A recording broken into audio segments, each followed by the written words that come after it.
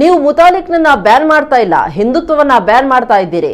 ಬಿಜೆಪಿಯವರು ಹಿಂದೂ ವಿರೋಧಿಗಳಾಗಿದ್ದಾರೆ, ನೀಚ ನಿರ್ಲಜ್ಜರಾಗಿದ್ದಾರೆ ಅಂತ ಪ್ರಮೋದ್ ಮುತಾಲಿಕ್ ಬಿಜೆಪಿ ಸರ್ಕಾರದ ವಿರುದ್ಧ ಕೆಂಡಕಾರಿದ್ದಾರೆ. ಮೃತ ಪ್ರವೀಣ್ ನೆಟ್ಟಾರ್ ಕುಟುಂಬಸ್ಥರಿಗೆ ಸಾಂತ್ವನ ಹೇಳಲು ಸುಳ್ಯದ ಬೆಳ್ಳಾರಿಗೆ ಹೊರಟಿದ್ದ ವೇಳೆ ಪೊಲೀಸರು ತಡೆ ಹಿಡಿದಿದ್ದ ಬಗ್ಗೆ ಆಕ್ರೋಶ ವ್ಯಕ್ತಪಡಿಸಿದ ಅವರು, ನನ್ನನ್ನ ಹಿಂದೂ ವಿರೋಧಿ ಕಾಂಗ್ರೆಸ್ ಬ್ಯಾನ್ ಮಾಡಿದ್ದಾರೆ ಒಪ್ಪಬಹುದಿತ್ತು. ನಾನು ಯಾವುದೇ ಸಮಾವೇಶ ಸಭೆಗೆ ಹೋಗ್ತಾ ಇಲ್ಲ, ಸಾಂತ್ವನ ಹೇಳಲು ಹೋಗ್ತಾ ಇದ್ದೇನೆ. ಪರ್ಯಾಯ ಹಿಂದೂ ಪಕ್ಷ ಹುಟ್ಟು ಹಾಕಲು ನೀವೇ ಕಾರಣರಾಗ್ತೀರಿ. ಎಲ್ಲರೂ ಪಕ್ಷದಲ್ಲಿ ರಾಜೀನಾಮೆ ಕೊಟ್ಟಟ್ಟು ನಿಮ್ಮ ಮುಖಕ್ಕೆ ಉಗಿತಾ ಇದ್ದಾರೆ. ಹಿಂದೂ ರಾಷ್ಟ್ರಕ್ಕಾಗಿ, ಹಿಂದುತ್ವಕ್ಕಾಗಿ ಎಂದು ಕಾರ್ಯಕರ್ತರು ಚುನಾವಣೆಗೆ ನಿಲ್ತಾರೆ. ಚುನಾವಣೆಯಲ್ಲಿ ಬಿಜೆಪಿಯನ್ನು ಧಿಕ್ಕರಿಸ್ತಾರೆ. ನೋಡ್ತಾ ಇರಿ. ಹಿಂದುತ್ವ ವಿಚಾರದಲ್ಲಿ ನಾನು ಒಂದಿಂಚು ಕಾಂಪ್ರಮೈಸ್ ಮಾಡುವವನಲ್ಲ.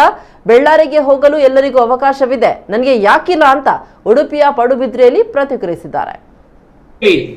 ಇವತ್ತು ನಮ್ಮನ್ನ ನೀವು ತಡೆದಿದ್ದು ಅಕ್ಷಮ್ಯ ಅಪರಾಧವನ್ನ ಮಾಡಿದಿರಿ ಅಂತನ್ನುವಂಥದ್ದು ನಾನು ಹೇಳ್ತಾ ಇದ್ದೀನಿ. ಸೊ ಈ ಸಂದರ್ಭದಲ್ಲಿ ಈ ರೀತಿಯ ಪ್ರವೃತ್ತಿ ನೀವು ಮುಂದುವರೆದ್ರೆ ಪರ್ಯಾಯ ಶಕ್ತಿ, ಪರ್ಯಾಯ ಹಿಂದೂ ಇವತ್ತು ಪಕ್ಷ ನಿರ್ಮಾಣ ಮಾಡುವಂತ ಅನಿವಾರ್ಯತೆ ನೀವೇ ಹುಟ್ಟು ಹಾಕ್ತಾ ಇದ್ದೀರಿ. ಸೊ ಇನ್ನು ಮುಂದಿನ ದಿನಗಳಲ್ಲಿ ಹಿಂದೂ ಕಾರ್ಯಕರ್ತರು ಯಾರ್ಯಾರಿದ್ದಾರೆ, ಒಂದು ಸ್ವತಂತ್ರವಾಗಿ ಹಿಂದುತ್ವಕ್ಕಾಗಿ, ಹಿಂದೂ ರಾಷ್ಟ್ರಕ್ಕಾಗಿ, ಇವತ್ತು ಹಿಂದೂಗಳ ಸುರಕ್ಷತೆಗೋಸ್ಕರ ಚುನಾವಣೆಗೆ ನಿಂತು ನಿಮ್ಮನ್ನು ಧಿಕ್ಕರಿಸ್ತೀವಿ ಅಂತ ಅನ್ನುವಂಥದ್ದು ಕೂಡ ಈ ಸಂದರ್ಭದಲ್ಲಿ ನಾನು ಹೇಳ್ತಾ ಇದ್ದೀನಿ. ಅಲ್ಲಿ ಬೇರೆ ಸಂಘಟನೆಯ ಇವತ್ತು ಡಾಕ್ಟರ್ ಪ್ರಭಾಕರ್ ಭಟ್ರು ಹೋಗಿದ್ದಾರೆ, ಇನ್ನು ಬೇರೆ ಬಜರಂಗ ದಳದ ಕಾರ್ಯಕರ್ತರು ಹೋಗಿದ್ದಾರೆ, ಹಿಂದೂ ಜಾಗರಣ ಕಾರ್ಯಕರ್ತರು ಹೋಗಿದ್ದಾರೆ.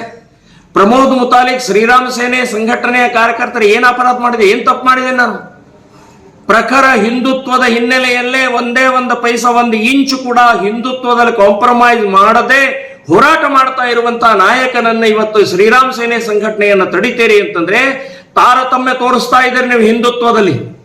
ಸೊ ಹಿಂದೂ ಸಂಘಟನೆಗಳನ್ನ ಒಡೆಯುವಂತಹ ನೀಚ ಕೆಲಸ ಮಾಡ್ತಾ ಇದ್ದಾರೆ ನೀವು. ಈ ರೀತಿಯ ಪ್ರವೃತ್ತಿ, ಈ ರೀತಿಯ ಮಾನಸಿಕತೆ ಸರಿಯಲ್ಲ ಅಂತ ಅನ್ನುವಂಥದ್ದು ಹೇಳ್ತಾ ಇದ್ದೇನೆ. ಧಿಕ್ಕಾರ ಇರಲಿ ನಿಮಗೆ.